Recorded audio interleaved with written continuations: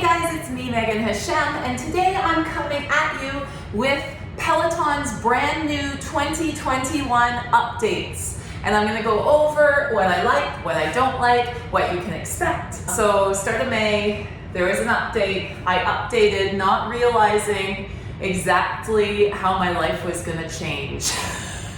Maybe you see where I'm going if you're a Peloton user and you've been using it. After the update, the Scenic Rides, this is one of the biggest cons to me. I thought something was wrong and I Googled it and no one had written about it. I was like, is something wrong? I'm not seeing it. What's going on? One of the big cons here with this new update is no leaderboard in any of the Scenic Rides. Oh my gosh, my life changed with that. So I guess they're trying to be less competitive or something. I'll talk a little more about that and what they're doing to kind of make it more you're competing with yourself. But you can compete with yourself with the leaderboard too. And I just feel like, I don't know, Peloton really got me into it all because of the whole like, oh, I can go faster than this person. Otherwise, I'm like, I'll just read my emails, take it easy. I know, bad attitude, Megan, but it worked for me. I love being competitive on the leaderboards, and I wasn't always that competitive, but for me, like, just like, oh, I could get above that person, I could get above, it's nothing personal. I just like doing it. I really felt good. I was not at the top, don't worry. I'm not like some crazy overachiever. I was in the middle range, but just seeing if I could like go a little faster and a little harder for a bit just to get above that person and creep up. I love the competitiveness. Anyways, there's no more of that. So I guess I'll be doing classes from now on, which I love, and I can just turn the sound off if I want to do kind of like more a scenic feeling ride. If I just want to do a timed ride, I don't need to be a part of the class, but I'll see the leaderboards there. I don't know why they took that away. Anyways, let me go over the features. I'm getting ahead of myself here. Okay, features are, there's 3 different Scenic Rides now. None have leaderboards though. All right, so 3 different Scenic Rides. There's the guided Scenic Ride, so it's like a scenic ride but with an instructor doing the ride with you. So you see them at the start, they talk you through the whole thing, and you see them riding in the wherever you are, right? There's only 3 right now, so I guess they'll be building on that. Number 2, there's distance rides. The video changes speed depending on how fast you're pedaling, so that should be cool. I'm gonna check that out. So I will try a distance ride. They have distance rides in all scenic locations. Okay, so they're like the Scenic Rides, but they're just distance, not time. Okay, so there's 5K, 10K, yeah, there's a few 5K and a couple 10K. Go on an immersive scenic ride for a set distance with responsive video. So that's the cool thing. And then there's the timed rides, like before, but they say they've fixed up, they've made some better cinematography and the shots are better. Ride for a set time at your own pace through scenic landscapes. Another big pro about all the Scenic Rides now, it's not that elevator music. Oh, thank goodness. I used to just mute it always. I'd just be like, no, that music. I don't know, my husband used that music. That's crazy Peloton elevator music. I don't know how you work out to that. It's just not inspiring, man. Anyways, they have real music now, like, you know, stuff they use in classes, like hip hop and pop and, you know, actual songs by like Justin Timberlake and like people we know. And as you see the music, Nelly. Oh, where the party at? You gotta love Nelly.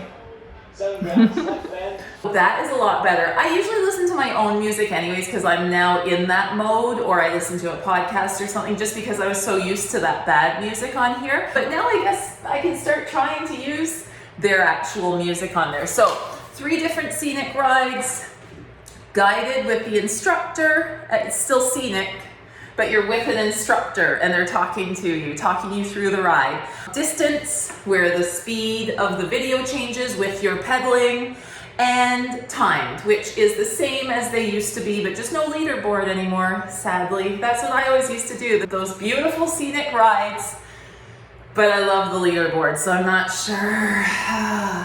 Anyways, I just thought I was missing something at the start. I was like, did they just put it somewhere else? Did they hide it in case people don't want that? I didn't know what was going on. Anyways, it's gone. I looked into it. It's just gone. I don't know if people will complain about that. Like, I feel sad. Anyways, better music, no leaderboard. So that's with the Scenic Rides. And there are no Scenic Rides on the app anymore. This doesn't affect me just because I have it on here. I don't use the app, I just use this. But if you have the app, I guess there's no more Scenic Rides on the app. So, I don't know, that sucks. Yeah, anyways, the other big thing about this update is the Strive score. And I guess this is going with what they're doing about the leaderboards, right? They want less competition, I guess, amongst riders, or I'm not sure. I guess people can get nasty. I don't know what happens. I've never felt that way. Like, I love the leaderboard. I love, like, seeing my numbers go up, going up to the top. Like, I don't know, it's inspiring to me. It's not a bad thing. It doesn't have to be a bad thing. Anyways, whatever. So I guess Strive score is trying to make it less competitive with others and more competitive just with yourself and doing your best, which is awesome too, I guess. I haven't done it yet because I don't personally have a heart rate monitor. So that kind of sucks. You gotta buy a heart rate monitor, get whatever. Maybe it's interesting and cool. I probably won't do it. So Strive score is a way to score all your workouts based on your heart rate and where they're saying it should be, basically. A personal uncompetitive metric based on how much time you spend in different heart rate zones for different exercises, okay? So they are gonna have this throughout all their classes, not just the biking, like, you know, they have all their programs now, yoga, strength, all those different things they do, boot camp, tread, all this. And they're gonna have, I guess, like the heart rate you should be striving for, and how long you stay there, or I don't know. I can't try it because I don't have a heart rate monitor, so I can't really tell you too much about how I like that. The idea is okay, I guess. It's good. The leaderboards were good too, though. Anyway, so that will be interesting for people who use the heart rate monitor system with it. The other difference is the program. So this doesn't really affect me because I don't tend to do boot camps or yoga, dance. Maybe I will one day, but I don't know. I just use it for spinning. Anyways, the programs, it sounds cool. Like, they have progressive programs now. So it's not just like, I'm gonna try this class, I'm gonna try this class, I'm gonna do this, I'm gonna do that. It's more like they have set plans for you. You do this class, then the next time you do this class, and they get checked off, I guess, and you get achievements for doing them. And they give you, I think, some sort of kind of schedule, like, you should do this today, tomorrow, and Friday, or something like that, you know. And you work through the classes in a progressive way. So you get better and better and better. It's not just the same class or a random class every now and then. Programs. Okay, so I found it. You go to programs down here. And here you see power zones, build your power zones, discover your power zones, beginner yoga, beginner strength, mastering the basics of cycling, total strength, crush your core. I guess these are the power of sleep. What's that about? All right, let's look into beginner strength and see what might be happening in these. 42 classes, 6 weeks. Okay, so it keeps you on a schedule. Beginner strength, 6 weeks, 2 days a week, 42 classes, 30 to 50 minutes per day. There's the schedule they're recommending. 2 days, 6 classes. So week 1, you do 2 days, 6 classes. So here we go. Recommended schedule, day 1, 3 classes. So it's a whole program. Warm up, body weight strength, and stretch. And here's, the next day would be warm up, body weight strength, stretch. All right, there's all the weeks, week 2, week 3, week 4.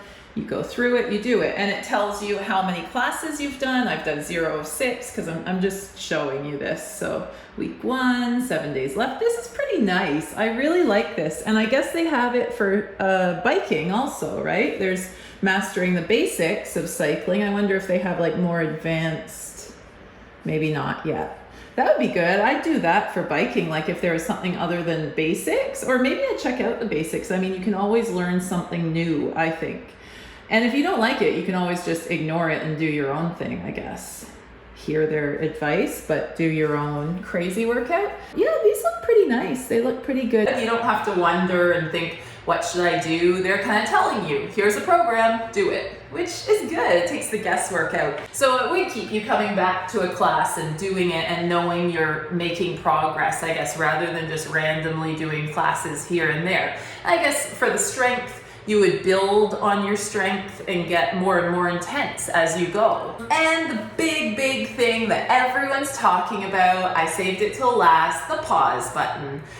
It's not there yet, so everyone's going crazy, oh, Peloton finally has a pause button. It's not there at this point, but they're promising with this update within a few months or so, in the summer I think, they're gonna get that pause button in there. Now, we've all wanted this for a long time. I understand it's hard because of the leaderboards and all, but now that there's no leaderboards in the Scenic route, I mean, there's no need, I guess. It'll be a lot easier. Maybe that's one of the reasons they're going. I hope the leaderboards don't go away all in general, like from the classes at some point too, because I'm not sure how they'll work this pause button with leaderboards, because people can just hop off and I don't know how it's gonna work. So we'll see. It's coming soon. It's not here now, so I can't say much about it. I have thought, yes, a pause button would be good for the times when, you know, my 5-year-old comes in and says, Mommy, I need whatever. A pause button would be great for those quick little emergencies, but I'm not sure how they're gonna work it. I guess I don't need to figure that out. They'll figure it out. It'll be great. Oh, there's one other thing. When you're doing classes, it's like you wait for sessions now, or you cannot. You can just start the class. But I noticed I did a class and it said, let me just get it up here. It's starting in 1 minute and 23 seconds here.